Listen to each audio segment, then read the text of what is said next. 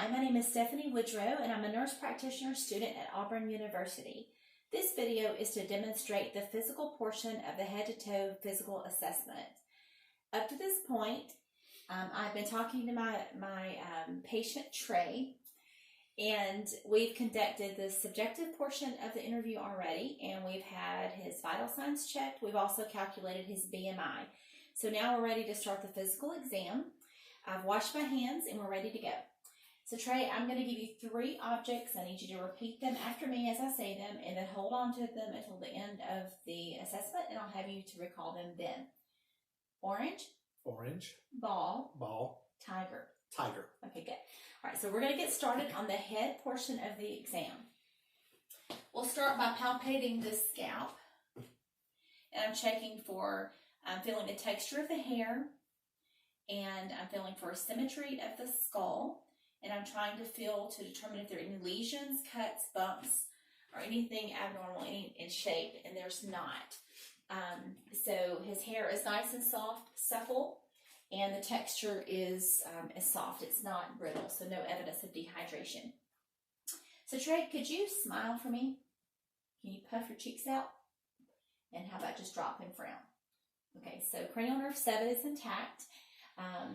I'm also inspecting his face for color, symmetry, hair distribution, and everything seems to be normal. His hair is evenly distributed across his face, and his eyes are symmetrical, his eyebrows are symmetrical, and eyelashes are full and lush. And so now we're going to do a portion of the eye exam. And so, Trey, this is a pocket Snellen chart, and so I need you, we're going to check your visual acuity. For the sake of time, we're just going to perform some of these things on a unilateral basis instead of bilateral, and I'll try to tell you which ones would typically be done on both sides of the body. So if you could cover your right eye, and then if you could read, starting at the top, and just read each line all the way from left to right until you get to as far as you can read. ELTFPHOLCFDHOCFDHGLTFPH. Perfect. So that's 20/20 vision, and the cranial nerve 2 is intact. And now I'm going to continue on with the eye exam. And if you could just look straight ahead, I'm going to shine the light midway, and the light reflection is equal in both pupils. So now I'm going to step to this side, and I want you to follow the pen light with your eyes and don't move your head.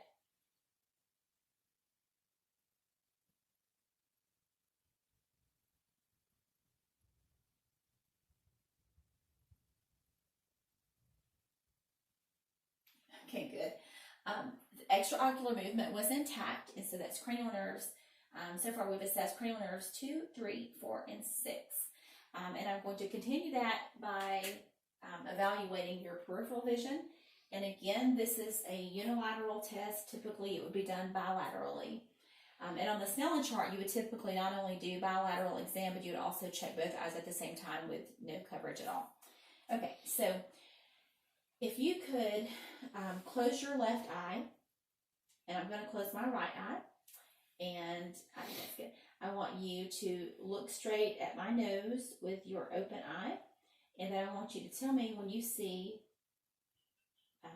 fingers come into view. I see them. Do you know how many fingers I have holding up? 3. No. 2. Yes. I'm going to check below. I see them. Okay. 3. Okay, good. One more time. Okay.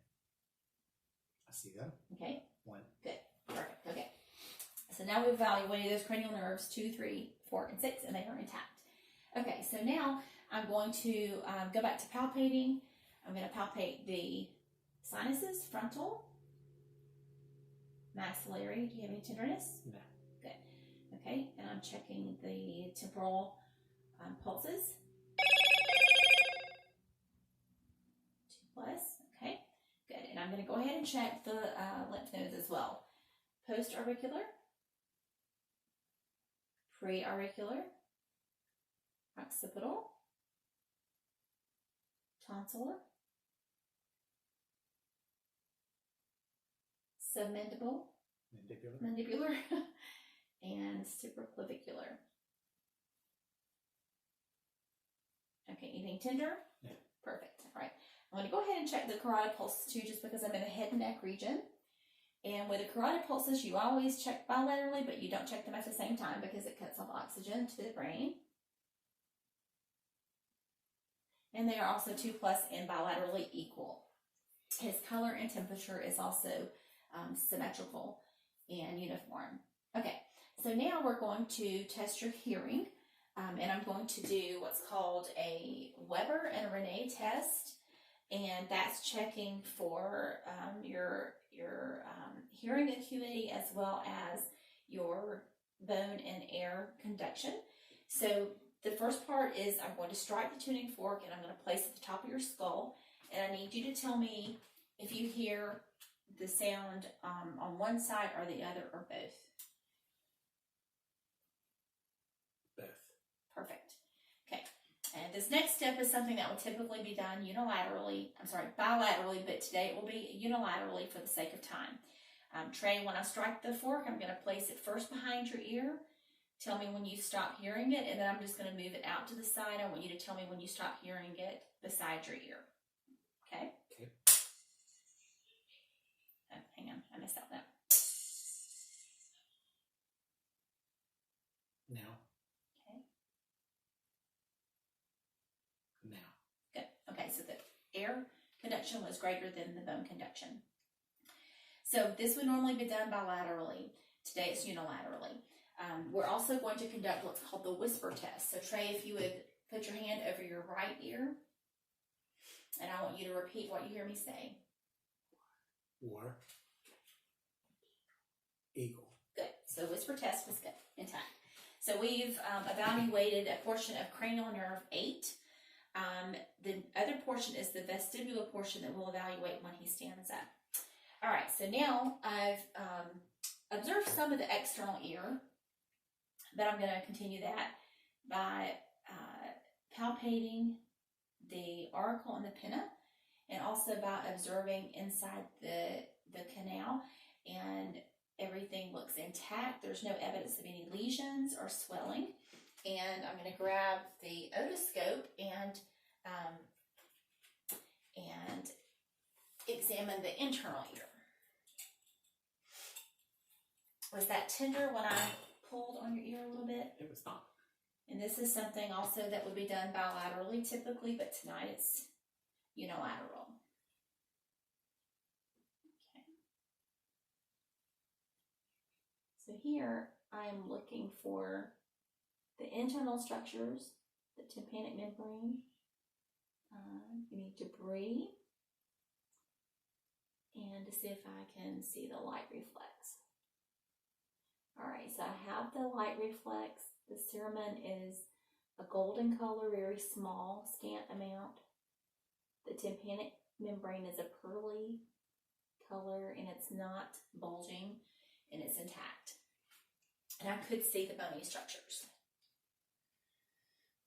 Okay, so now we're going to move around to inspect the nose, and so we will look at the external and then the internal.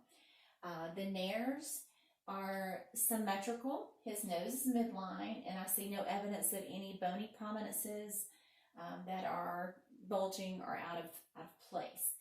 I'm going to have you raise your head back or lean back just a little bit. Okay, to look at the external, I see no evidence of any abrasions or crustation. So now we're going to take a peek at the inside. This would typically be a bilateral, but it's unilateral today. The hair is evenly distributed. The nares are moist and patent, and it's just a little bit, I think I saw some tenderness in the top part near the turbinate. And do you have allergies? Sometimes. Have you been sneezing lately? Not really. Okay, so it could be related to allergies. It could be something that we would investigate further. We're going to check for patency, and we're going to do what's called a smell test to evaluate your optic nerve. Your olfactory nerve. Okay, so if you could, I'm going to get you to just put if you'll close up your left nair and keep your eyes closed. I'm going to have you breathe in and out. What smell did you smell? Lemon. Perfect. So I was able to check patency and smell at the same time. That's something that we would also do bilateral with a different scent on the right side, the left side, so that we could evaluate that side as well. So now we're going to check the oral mucosa. I'm observing the external mouth now, and it's symmetrical. I noticed when he smiled earlier for that test that he had symmetry in his smile. And again, the coloration, the texture appears to be supple, nice and pink. There's a little bit of moisture there, not too dry, no cracks, no abrasions. So I'm going to next examine the internal mouth so I can look at the oral mucosa. Ideally, I would have a tongue depressor so that I could evaluate the gag reflex and really get a better suppression of the tongue to get a good look back there at the tonsils. Okay, so if you could open. So checking out the oral mucosa now. It's pink, moist, intact. No abrasions or lesions. Can you stick your tongue out for me? Can you lift your tongue up? Okay. Okay. All right. So dentition is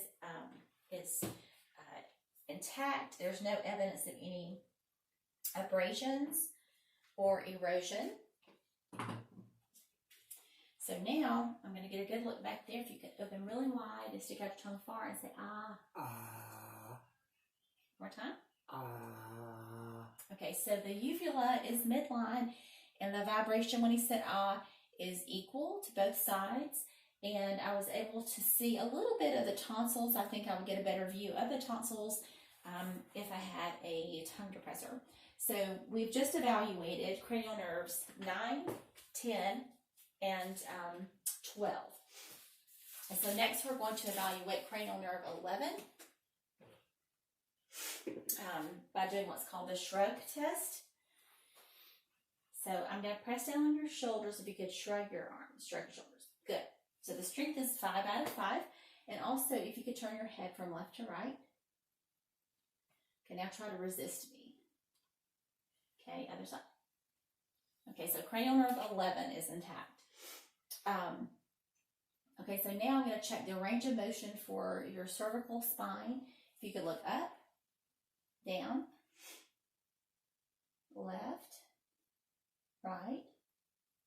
And if you could try to just touch your shoulder to your ear to your shoulder. Other side.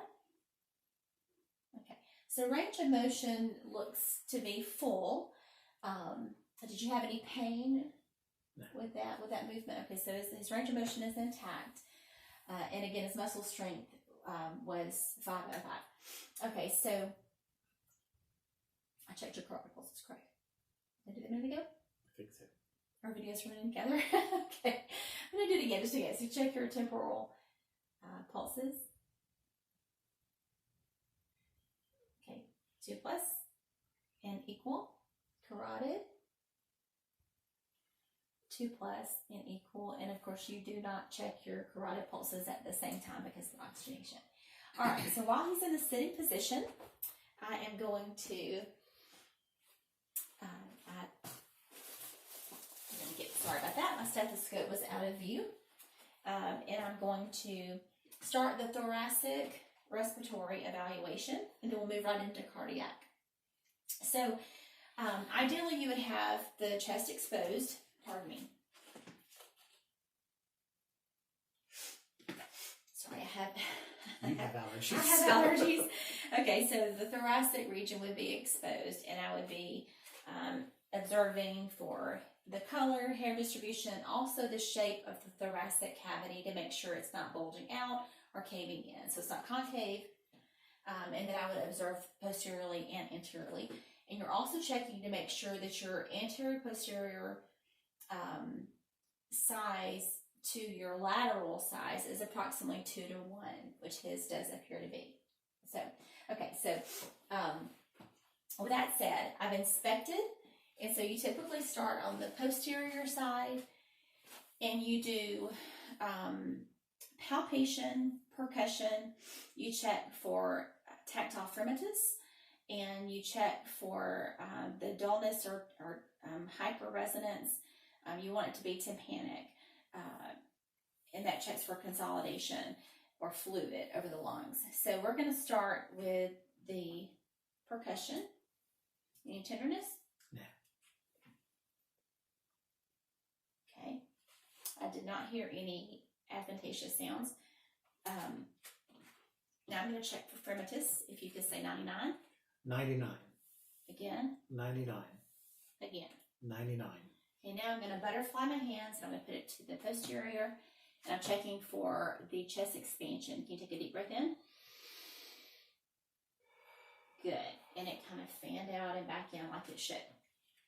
Okay, so now I'm going to auscultate the lung fields. Okay, if you could just relax, open your mouth, and breathe through your mouth at a deeper level, but not faster. Okay, breath. Okay. Again. Again. Again. Again. Right under here. Deep breath in. Okay, all lung fields are clear. That's bilaterally in all quadrants. And so now I'm to the anterior portion. Again, I'm going to inspect. I've already inspected. I'll inspect again. And part of the palpation and inspection includes the breast, even with males.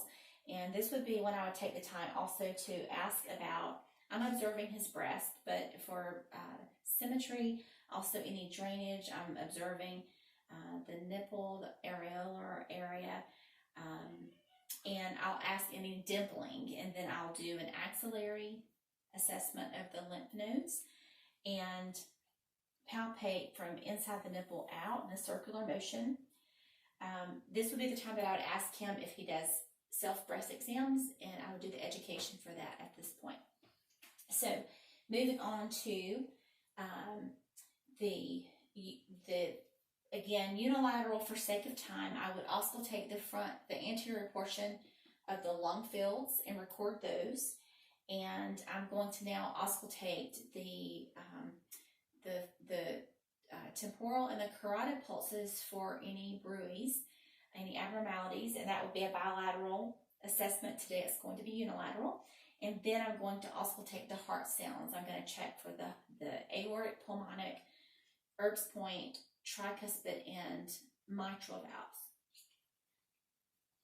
This is done with a diaphragm and the bell.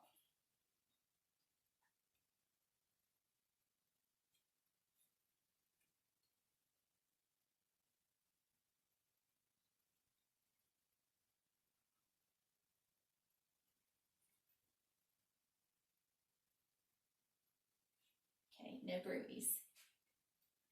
Now I'm going to also take the aortic.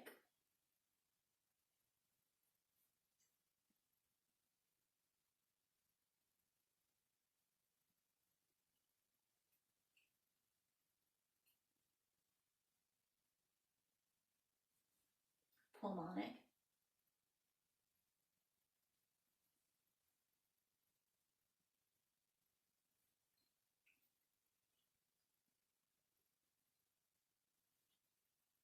Erb's point.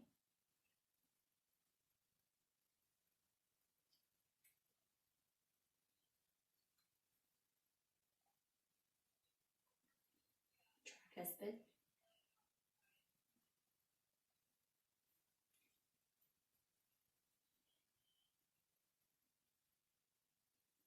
And mitral.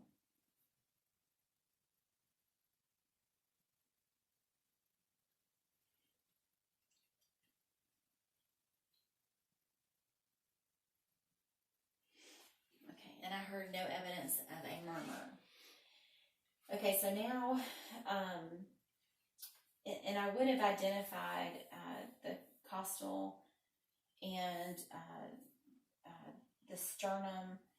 I would palpate for tenderness and observe for any grimacing, and then also palpate for spacing and any deformities. And so now I'm going to have you to turn around and lay down, please. So this will be the better position for the abdominal assessment, and again, exposed so that you can actually visualize for any lumps or bruising, any asymmetry, also checking for hair distribution and the coloration and vascularity. So with the bowel sounds, it's important that you auscultate before you palpate or percuss, because otherwise you'll have very hyperactive bowels, and you always move from right to left. So now we're going to auscultate the bowel sounds in the right upper quadrant. I'm sorry, left to right.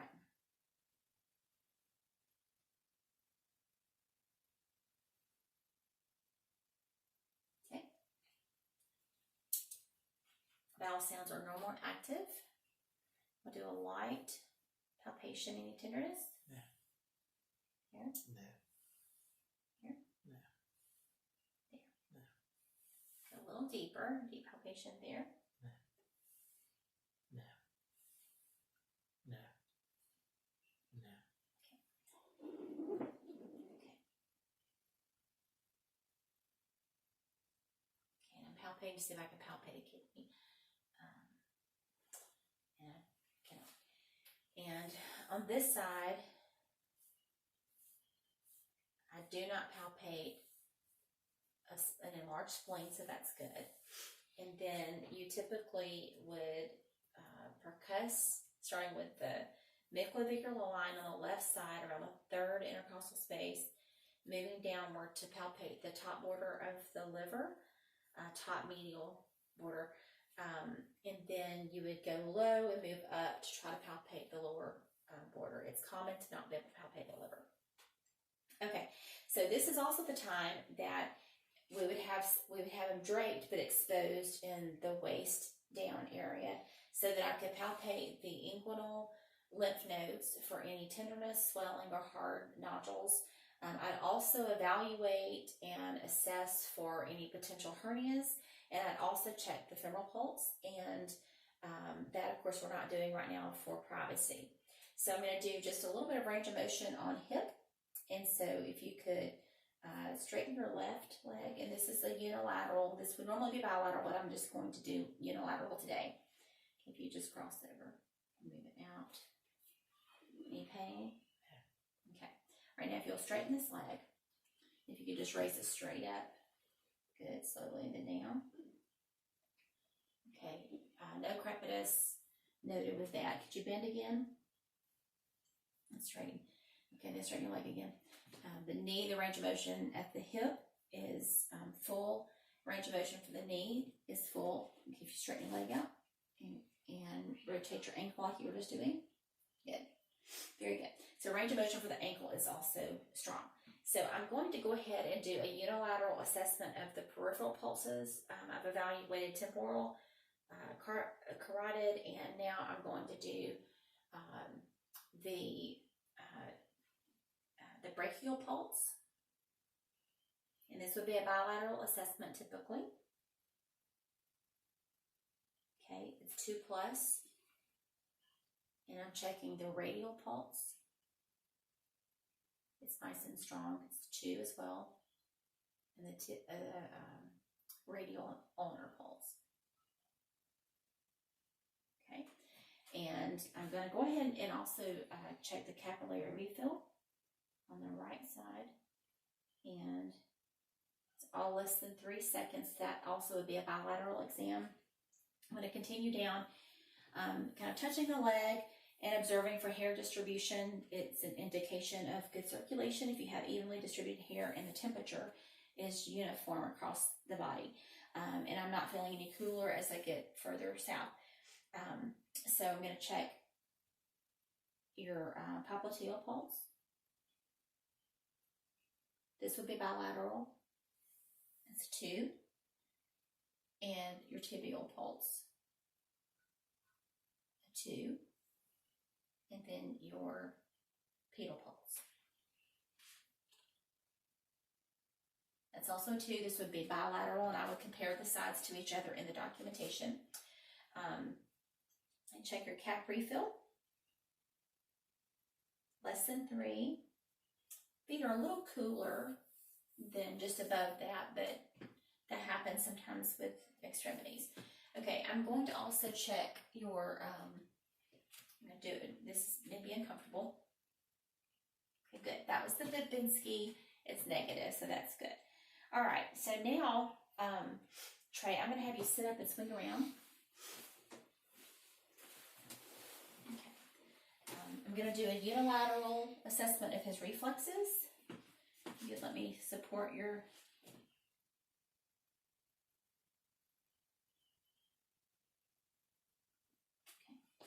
Okay. I'm just kind of rest this down.